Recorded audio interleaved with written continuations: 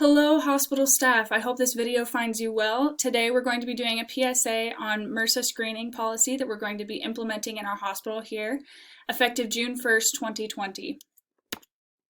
Alright, so this policy change that we're going to be implementing is dealing with Methicillin-Resistant Staphylococcus aureus, otherwise known as MRSA.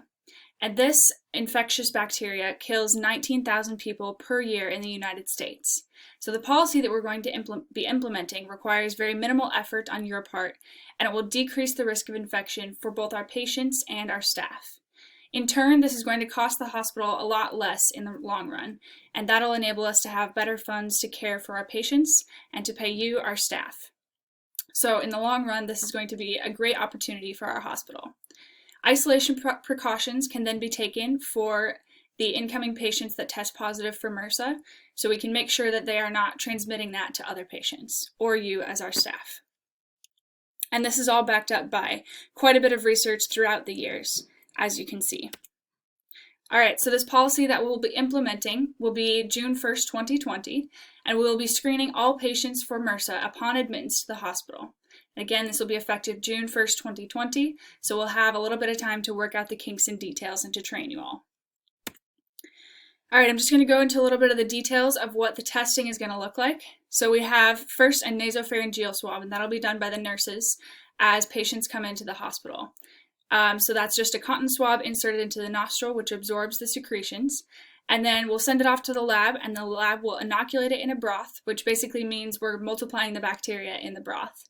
Then we're going to plate it and look at whether there's growth around specific antibiotics. And if we get a positive result there, then we'll confirm that by doing DNA extraction and PCR, which basically means we're going to extract the DNA from the colonies and amplify it or multiply it using a machine called PCR. And what we're going to be doing is looking for these two specific genes, FemB and MECA. So then we'll take those big groups of DNA and we'll run them through what's called gel electrophoresis, looking for these little bands. And these bands will tell us whether those two genes are present in that person's bacterial DNA. And if we get a double positive for both FemB and MECA, as we can see here in number 6, if the test result shows that, then we can conclude that they are positive for MRSA colonization. So this is how the testing works.